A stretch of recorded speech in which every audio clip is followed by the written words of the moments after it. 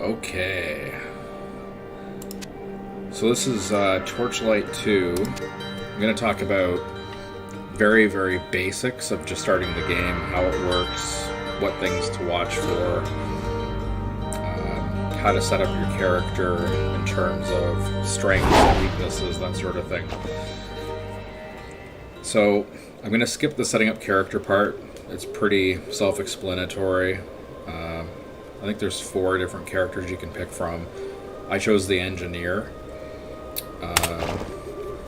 and his name is Dictits. So basically throughout the game you pick up loot, and I think probably one of the most important things is to try to decide on what weaponry you want to use in the game. So usually for a lot of other games, I tend to like a two-handed axe or something like that. But what I found in this game was you take a lot of damage up close, and if you're using a melee weapon like that, then you just end up spamming through health potions like crazy, especially at the beginning of the game. So what I ended up choosing actually was one of these cannons. So I've got Archer prototype, is it Saker? Okay, so it's a rare cannon. Of course you can see here I've got Ice Ember Shard and a Flame Ember.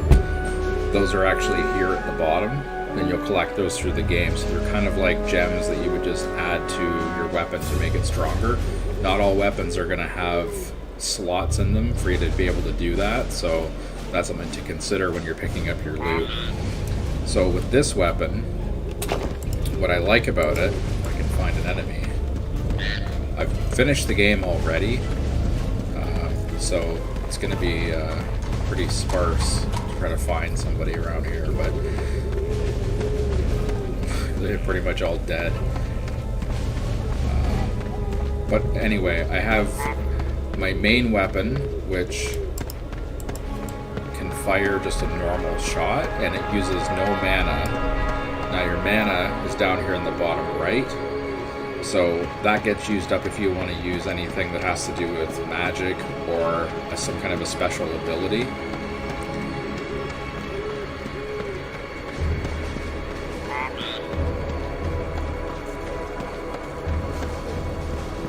So what I can show without finding an enemy is my special ability shot, which is, if you go to here for your skills, this is the part where you really want to be careful too with this game in particular. When you start leveling up, you really want to make sure that you strongly consider where you're putting your skill points, because you will get a fair amount in the beginning, but if you put them in the wrong category, you can't what's called respec. So you can't basically just easily change them to something else. You can, in town, find somebody to help you respec, but you can only do it back 3 of your last choices. So let's say if I had chosen seismic slam and heavy lifting, and I put 2 in heavy lifting, I'd only be able to respec 1 out of seismic slam and 2 out of heavy lifting. I wouldn't be able to touch anything else. There is something for PC online where you can actually get a potion and respec everything, but at the same time, just to have an easier or a better playthrough experience, it's better to take into consideration a little bit stronger what you're going to put your skill points into. So the one I'm going to show here is actually my blast cannon, and what I like about this is I can fire this at enemies from a distance and keep my distance. Now some of them will throw projectiles, but if you can get out of the way, then you're not going to take any damage. So there's my blast cannon. And of course, as you go through the game, you can level it up. So I'm at level 49 right now. So when I get to 52, then I'll be able to apply more points to that as well. My healing bot I really like, which is this guy, and he just follows me around, and it uses mana to create him, but I find him very useful for the game because he restores a lot of my my health. And then what else do I have here? I've got the sledge bot, which is basically a robot that he just fights for me when I create him. So these guys all follow me around, including my pet, which is something that you choose at the beginning of the game.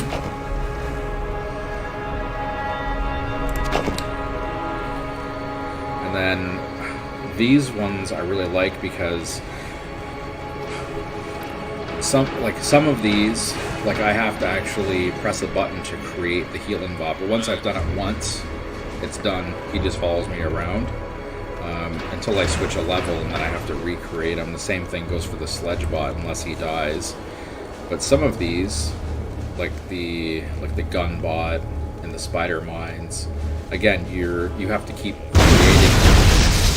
So what I like about the bulwark and fire and spark, as you can see here, it says they're always enabled. So I don't even have to think about them, they're just always going to be there. And I can just keep leveling them up, and it basically means that it adds more physical armor to me. And then the fire and spark will increase my fire and electric damage. And I also have this one as well, which is also enabled. So again, not something else you don't really have to think about.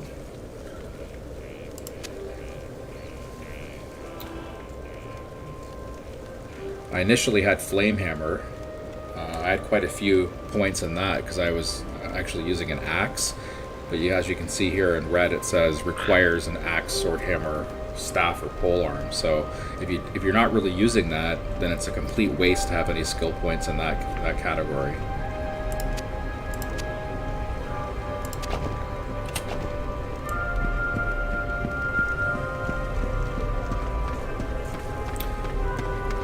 And then as far as moving around, you can just use your mouse. I would also, of course, when there's no enemies around, just take into consideration when you're picking up items. I wouldn't necessarily just pick up everything in terms of loot, so pay attention to what you think you'd actually benefit from. Of course, you can pick up everything if you want, and one of the things you can do, your pet actually has its own equipment area. So let's say, for example, if you were full and you had a bunch of stuff that you didn't even want, you can actually just move that over. So I can shift click and transfer it over to him. And then if I click on the home button, it sends him to town, and then he automatically will sell all of these items, and then that adds to my gold. The other handy thing with him is you can create a shopping list. So if I needed more health potions or a waypoint scroll or more mana, then I could just add this, and then it would automatically come out of my gold. So that's a very useful thing. The pet also has a tag, a collar, and then another tag. So you can pick these up through the game and give these to your pet, which will add strength to your pet as well. Your pet also has a few different categories that you can pick from here. So if you want him to be really aggressive, you can leave it there, or passive, or defensive. So you can change that to your liking.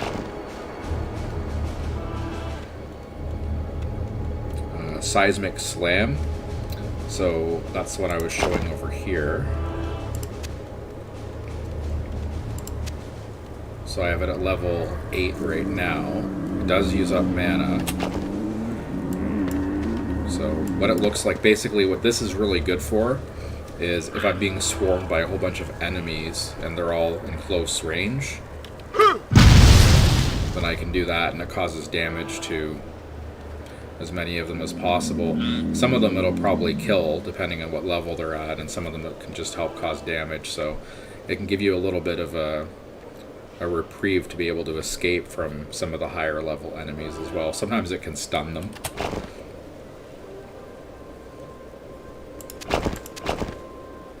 And then you've got your quests here, which you can also just press Q, which lists all of your different quests. You can check them or uncheck them, which you can see it'll take it off being tracked. And then you've got your map here, which is, you can change that. If you hit M, then you can see a different area. If you don't want it at all, you just keep pressing M until it goes away. I usually like to have mine up there as just so I can see kind of where I'm going. And these areas here, these are different levels, and that's a waypoint that either it's there or I've constructed it. The other thing too that's really handy is, let's say that you're going into a level and it has multiple like stairs that you might go up and down, and then you think, well, if I get killed, I got to start all over again. When that happens, you do get the choice between starting in town, or you can start exactly where you are, or you can start at the beginning of the level that you're at. Keeping in mind, though, that if you start back in town, it costs you no gold whatsoever. If you want to start exactly where you are, that's going to cost you a fairly decent amount of gold. So one of the things to try to make sure that you do is, if you use your waypoint portal scroll, you can actually create one pretty much wherever you want. There are some exceptions.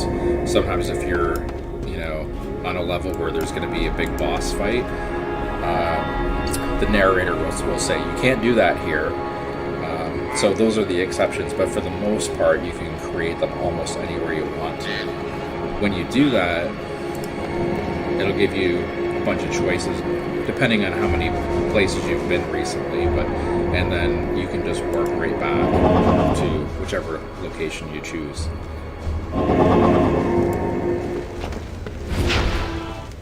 When you go back to one of these camps, so you're going to have, here's a blacksmith.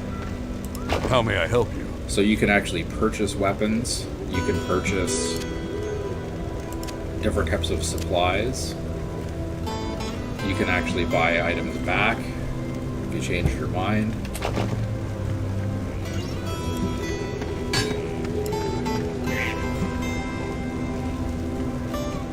So you can enchant your items as well, which I find it's a little bit risky because you kind of don't really know how much value you'll get out of it. But you could take one of your items, for example, I can take this and put it here.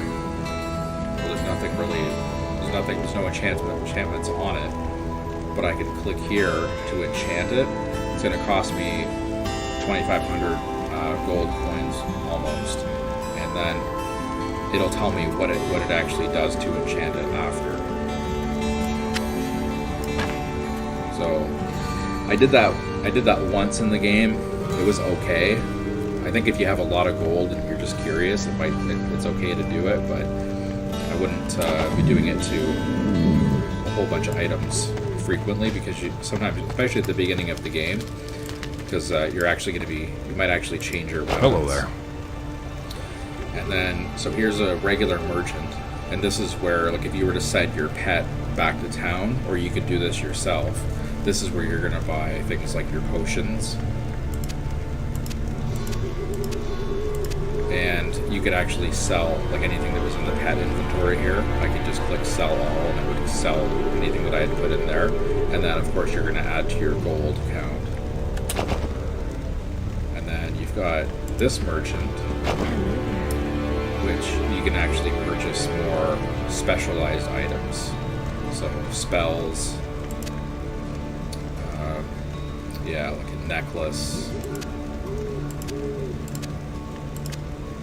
I have bought a couple things. I think I bought a necklace.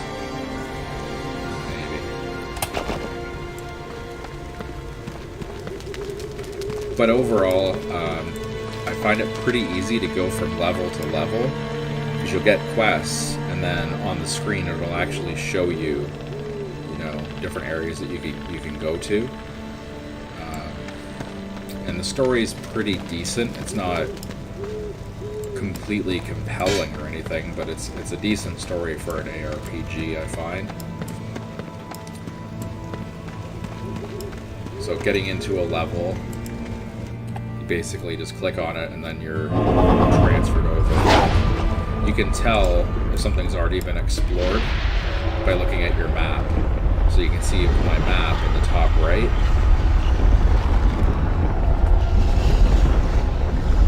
This is a fairly small area, but you can see that it's fully explored. If it wasn't, then you would see blank areas to explore.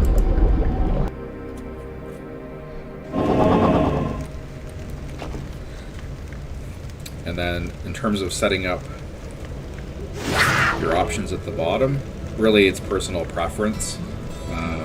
I like to have my health potion available, and then there's my seismic slam, and then my blast cannon is actually my right click.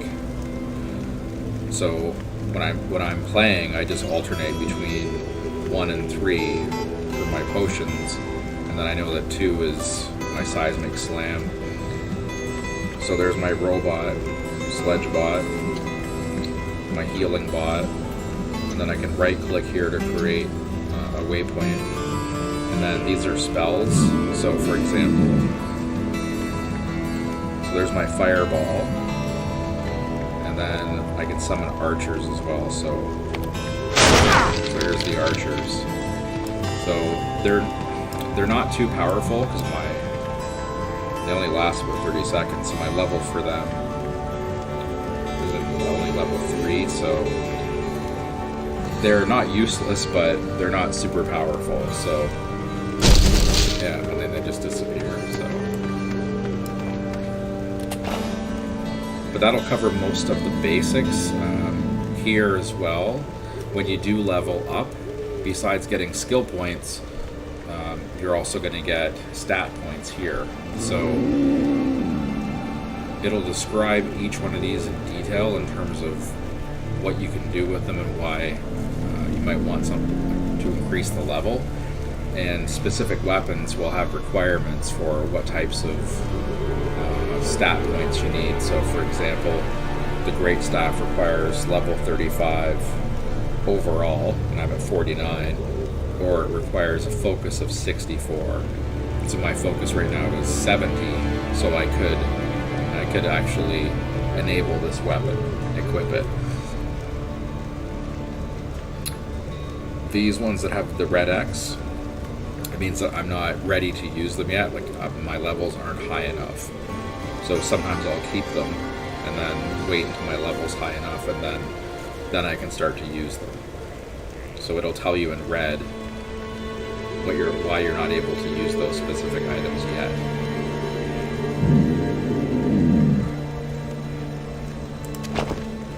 And then here just shows you different stats for the overall game. So those are pretty much the basics. I found it a pretty enjoyable game. It took me probably about 24 hours to complete it, keeping in mind that I just recently finished Grim Dawn, so I was fairly used to how ARPGs work, and kind of was focused in on that. You can also zoom in and out on your character, so I just use my scroll wheel and my mouse. So depending on how you like to play, if you like something more close up, do it that way or further away. So yeah, so those are pretty much the basics. Overall, I really enjoyed the game. I thought it was very well done. Very different than something like a Grim Dawn. Grim Dawn is a lot more dark. It was a longer game for me as well. Plus, it has a couple fairly sizable DLCs. So I've put in well over 100 hours into Grim Dawn, and this one's 20, like I said, about 24 hours or so.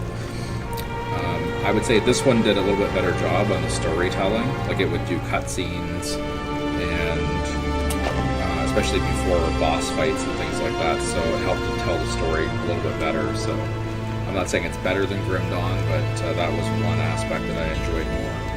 So if you like these types of games, I definitely recommend it, and hopefully those basics can get you started.